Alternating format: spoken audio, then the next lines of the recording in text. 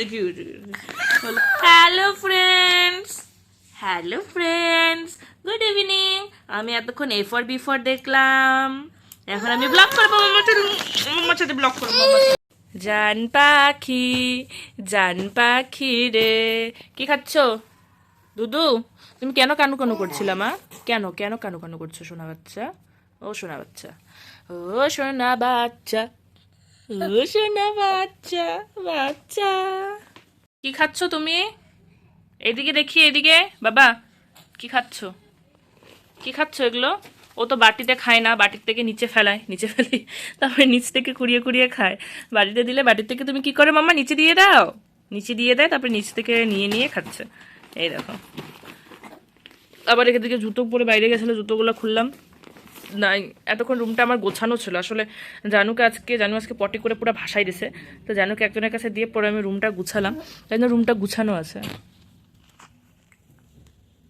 হায়দ্রাবাদে ঠান্ডা নাই বলতেই চলে, তবুও দেখো এদিকে মানুষগুলো কিন্তু আমাদের গ্রামের মতন করে আগুন জ্বালায়।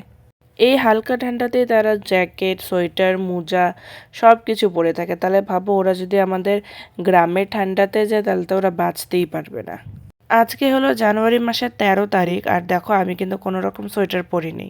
শুধু এটা হায়দ্রাবাদে আছে তার জন্যই সম্ভব, বাড়িতে থাকলে কিন্তু একদমই সম্ভব হতো না। আমার জানুর এটা হলো প্রথম ঠান্ডা, আর সে প্রথম ঠান্ডাতে হায়দ্রাবাদে চলে এসেছে। গ্রামের যে কনকনে ঠান্ডাটা সেটা কিন্তু সে পায়নি। তো আমি একদিক দিয়ে নিশ্চিন্ত আছি হায়দ্রাবাদে। তাও কিন্তু জানার মাঝখানে ঠান্ডা লেগে গেছিলো, আসলে ছোট বাচ্চা তো। তো যাই হোক, আজকে তো তোমরা দেখতেই পেলে বিকেল থেকে, বিকেল না সন্ধেবেলার থেকে ঠিক ব্লগটা শুরু করেছি। তো ওদিকে গিয়ে দেখো আগুন তাপিয়ে আসলাম। ওখানে আসলে কটা দিদি আমার ফ্রেন্ড হয়েছে, তাও আর ওখানে কটা বাচ্চাও থাকে। জানুও বেশ এনজয় করে। তো সবাই মিলে আগুন তাপিয়ে এসে এবার জানুকে বসিয়ে রেখেছি চেয়ারে। জানুকে চেয়ারে বসিয়ে রেখে আমি দিকে কিন্তু কাজগুলো করে নিচ্ছি। আসলে বিকেলের ঘুমটা দিয়ে উঠেছি দুজনেই, জানু আর আমি দুজনেই বিকেলের একটা সুন্দর মিষ্টি ঘুম দিয়ে উঠেছি। এবার তারপরে এগুলো সব ভাঁজ করে রাখছি, কারণ এগুলো সব ভাঁজ করে না রাখলে জানো এগুলোর মধ্যেই বমি করে দেবে, সুসু করে দেবে।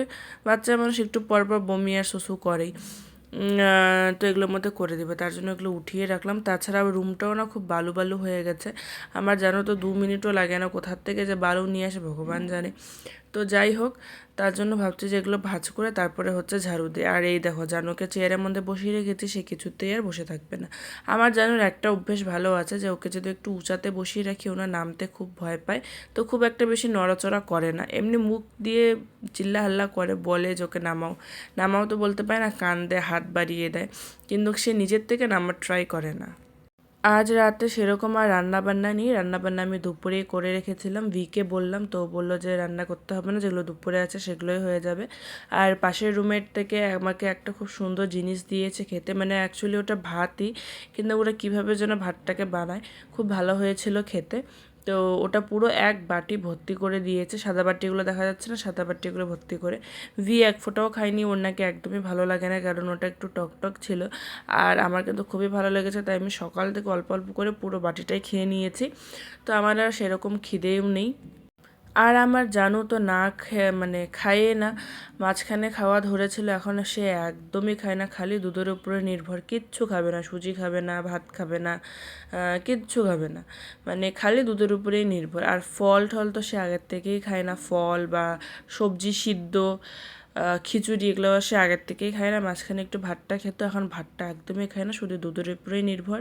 তার জন্য যেন কতগুলো করে দুধ লাগে।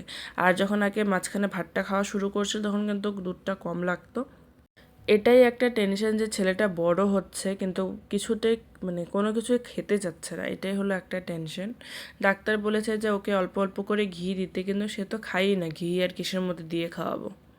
আমার রুমটা কিন্তু প্রচণ্ড পরিমাণে বালু হয়ে গেছিলো, দেখতেই পাচ্ছ ঝাড়ু দেওয়ার পরে কতগুলো করে বেরোচ্ছে। সকালে একবার, দুপুরে একবার, এখন মনে হয় বিকালে আরেকবার, 3বার হচ্ছে ঝাড়ু দিলাম। তাও যে এত বালু কোথার থেকে আসে এই একটা বন্ধ ঘরের মধ্যে, সেটাই আমি বুঝতে পারি না। জানুর পাপা চলে গেছে হচ্ছে কাজে, ও একদম মাঝরাতে কাজ থেকে আসবে। আর আজকাল আমার জানু জানো তো তাড়াতাড়ি ঘুমোচ্ছে, তার জন্য সকালবেলা না সে তাড়াতাড়ি উঠে পড়ে। আমাদের যে কী একটা রুটিনের আজে বাজে সমস্যা, রুটিনটা আমাদের সেটই হচ্ছে না। দেখা যাক কবে সেট হয় রুটিন আবার। ঝাড়ু দিয়ে যে নোংরাগুলো বেরিয়েছিল সেগুলো হাত দিয়ে ফেলে দিলাম, আর বাইরে বেলচাটা আনতে গেলাম না। বাইরে গেলে জানু একদম চঞ্চল হয়ে যাবে, মানে দরজাটা খুললেই সে একদম সে বাইরে যাওয়ার জন্য রেডি হয়ে যাবে, তার জন্য আর বাইরে গেলাম না, হাত দিয়ে উঠিয়ে ফেলিয়ে দিলাম।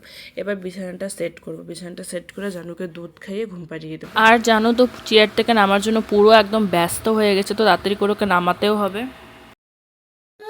কি হয়েছে? কি হয়েছে? কি হয়েছে? তুমি দুষ্টুমি করার জন্য তোমাকে ওখানে বসিয়ে রাখছি। কি হয়েছে? আচ্ছা আয় আয়। তো অনেকক্ষণ পরে তোমাদের সামনে আসলাম, দেখতেই পারলে পুরো ঘরটা পরিষ্কার করলাম, তোমাদের সাথে শেয়ার করলাম। তো মাম্মা মাম্মা, এই রে ভগবান রে, দাঁড়াও একটু দাঁড়াও, কথা বলছি। এদিকে দেখো আমার পুরো ঘর গোছানো, এই জায়গাটা একটু মেসি হয়ে আছে, আজকে আমি পিঠে বানিয়েছি, কটা পিঠে বানিয়েছি তার জন্য এরকম হয়ে আছে। আর এদিকে দেখো বালিশ গোছানো, কাপড় গোছানো। আগের ভিডিও তোমরা শেয়ার করছিলাম, এদিকে একটা ওদিকে নিয়ে গেছে, তো সব কাপড় এখন একসাথে থাকে। এই তারটা জানো আমার খুব বাজে লাগে, কিন্তু খুব কাজের, প্রচণ্ড কাজের, তার জন্য খুললি না, নাহলে আমার আজকে দেখতে ভালো লাগে। তোমাদেরকে পিঠেগুলো দেখাচ্ছে, আমি এটার মধ্যে ভরে রেখেছি। অ্যাকচুয়ালি আমি ভেবেছিলাম আজকে মনে হয় সংক্রান্তি, সকাল থেকে মাকে ফোন করছে, মা একবারও ফোন উঠাইনি যে মাকে একটু জিজ্ঞেস করবো। সংক্রান্তি ভেবে দেখো আমি কটা মালপোয়া বানিয়েছি, কটাই বানিয়েছি, বেশি বানাইনি, অল্প কটা মালপোয়া বানিয়েছি। এই দেখো, মানে একটা কাজ আমি করতে পারবো না, কোনো একটা কাজও আমি করতে পারবো না। হ্যাঁ ভেঙে ফেল ওটা, ভেঙে ফেল, এমনিতে আধা ভেঙেই দিচ্ছে। তো এই যে মালপোয়াগুলো বানিয়েছে, আর একটু ব্যাটার রেখেছিলাম আমি ইসে বানাবোর জন্য, বাটি সাপটা বানাবোর জন্য। দেখো এই যে ব্যাটারটা রয়েছে, কিন্তু আমাদের বাসার দোকানে দুধ নেই, আমি আর গেলাম না অন্য দোকান থেকে আনতে। থাক, কালকে দেখি, কালকে যদি দুধ পাওয়া যায় তাহলে হচ্ছে বাটির সাপটা বানাবো, আর নাহলে ওই কটা মালপোয়া বানিয়ে দেবো, শেষ। আর সংক্রান্তির দিন কি করব ওটা এখনও প্ল্যান হয়নি, যেহেতু সংক্রান্তি মনে হয় 14 তারিখে, তো সেটা এখনও প্ল্যান হয়নি, সেটা দেখব।